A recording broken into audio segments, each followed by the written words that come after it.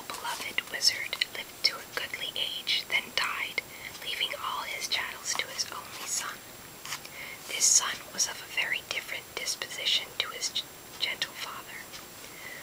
Those who could not work magic were, to his son's mind, worthless, and he had often quarreled with his father's habit of dispensing magical aid to their neighbors.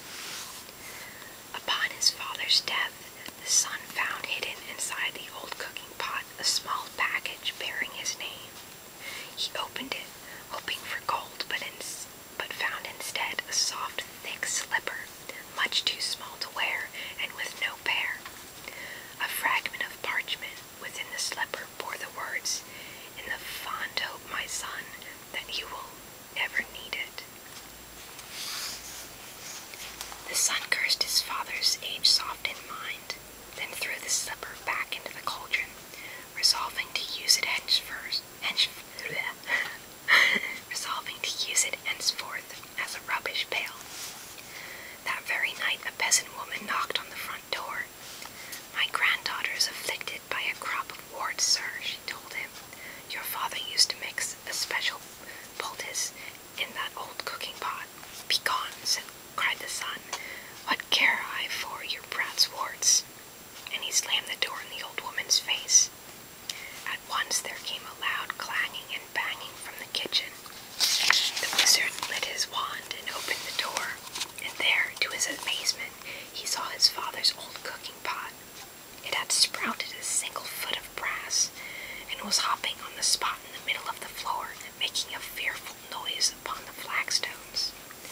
The wizard approached it in wonder, but fell back hurriedly when he saw that the whole of the pot's surface was covered in warts. "Disgusting object," he cried, and he tried firstly to vanish the pot, then to clean it by magic, and finally to force it out of the house.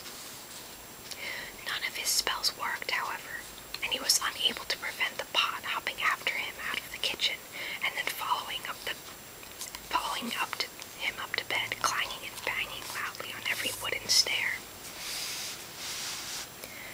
The wizard could not sleep all night for the banging of the warty old pot by his bedside, and next morning the pot insisted upon hopping after him to the breakfast table. Clang, clang, clang went the brass-footed pot, and the wizard had not even started his porridge when there came another knock from the door. An old man stood on the doorstep.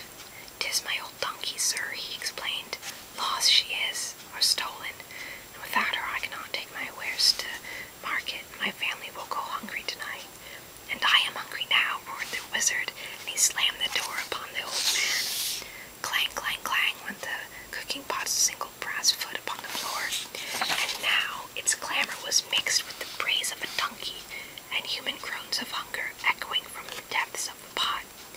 "Be still, be silent," shrieked the wizard, but not all his magical powers could quiet the warty pot, which hopped at his heels all day, braying and groaning and clanging no matter where he went or what he did.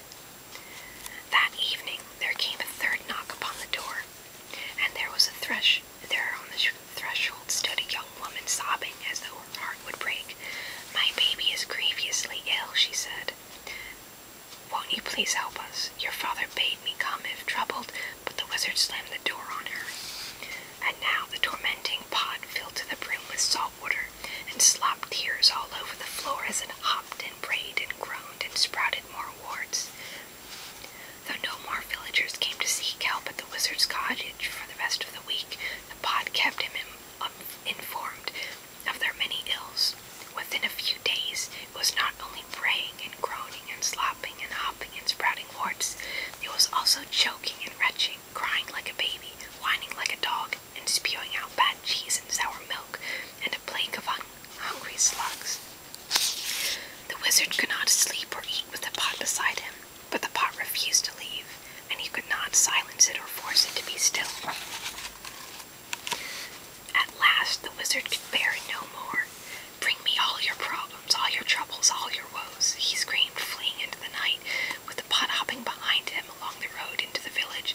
"Come, let me cure you, mend you, and comfort you. I have my father's cooking pot, and I shall make you well." Here's a nice picture of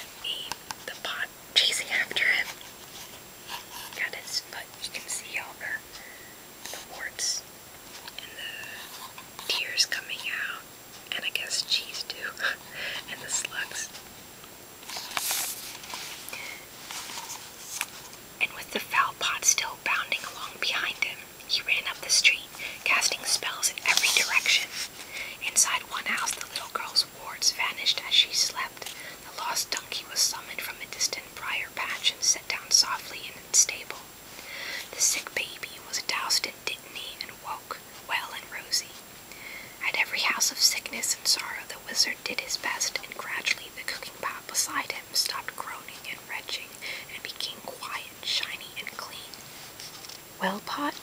asked the trembling wizard as the sun began to rise. The pot burped out a single slipper he had thrown into it, and permitted him to fit it onto the brass foot. Together they set off back into the wizard's house, the pot's footstep muffled at last. But from that day forward the wizard helped the villagers, like his father before him, lest the pot cast off its slipper and begin to hop once more. Here we go, walking back to his cottage. The pot and the wizard.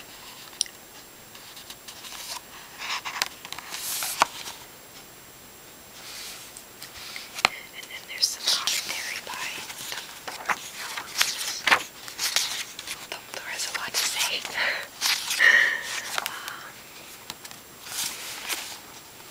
Okay. Alright, that was Dumbledore on The Wizard and the Hopping Pot. A kind old wizard decides to teach his hard-hardened son a lesson by giving him a taste of the local muggle's misery. The young wizard's conscience wakes, and he agrees to use his magic for the benefit of his non-magical neighbors. A simple and heartwarming fable, one might think, in which case one would reveal oneself to be an innocent nincompoop. A pro-muggle story showing a muggle-loving father as superior in magic to a muggle-hating son. It is nothing short of amazing that any copies of the original version of this tale survived the flames to which they were so often consigned. Beedle was somewhat out of step with his times in preaching the message of brotherly love for muggles. The persecution of witches and wizards was gathering pace all over Europe in the early 15th century. Many in the magical community felt, with good reason, that offering to cast a spell on the muggle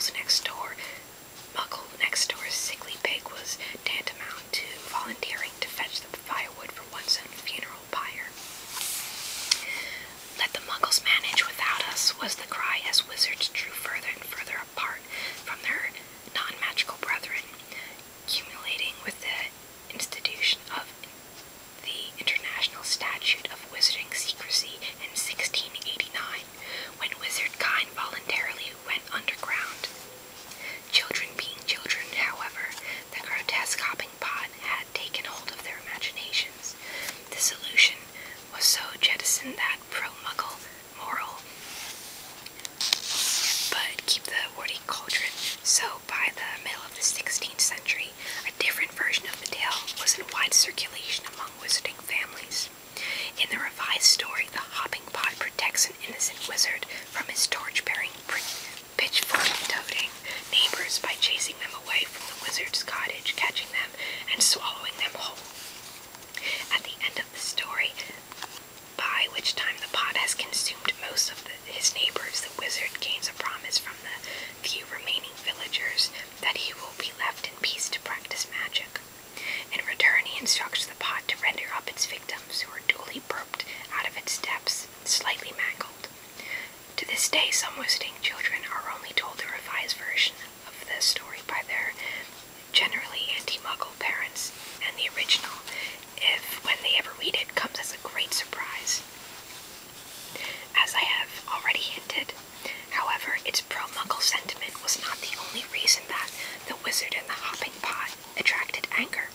As the witch hunts grew ever fiercer, wizarding families began to live double lives, using charms of concealment to protect themselves and their families. By the 17th century, any witch or wizard who chose to fraternize with muggles became suspect, even an outcast in his or her own community. Among the many insults hurled at pro-muggle witches and wizards, such fruity epithets as mud-wallower, dung-licker, and some scum-sucker date from this period. Was the charge of having weak or inferior magic. Influential wizards of the day, such as Brutus Malfoy, editor of Warlock at War,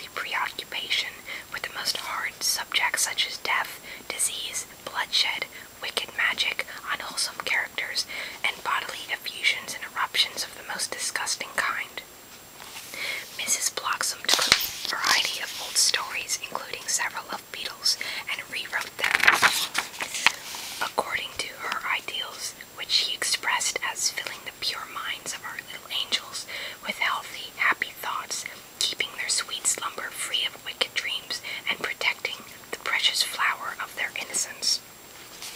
The final paragraph of Mrs. Bloxam's pure and precious reworking of The Wizard and the Hopping Pot reads, "Then the little golden pot danced with delight, hoppity hoppity hop, on his tiny rosy toes. Wee Willykins had cured all of the dollies of their poorly tum-tums, and the little pot was so happy that it filled up with sweeties for Wee Willykins and the dollies. But don't forget to brush your teethy pegs," cried the pot, and Wee Willykins kissed and huggled the hoppity pot and promised always to help the dollies and never to be old grumpy wumpkins again. Mrs. Bloxam's tale has met the same response from generations of wizarding children. Uncontrollable retching, followed by an immediate demand to have the book taken from them and mashed into pulp. And that is the end of Dumbledore's commentary on The Wizard and the Hopping Pot. Yep. So, there's several other tales in the book. Okay, not several. There's 1, 2, 3, 4, 5. There's 5. And the next is The Fountain of Fair Fortune.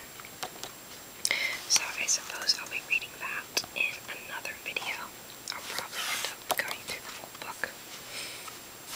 Okay, so again, that was The Wizard and the Hopping Pot from The Tales of Beedle the Bard. I hope you guys enjoyed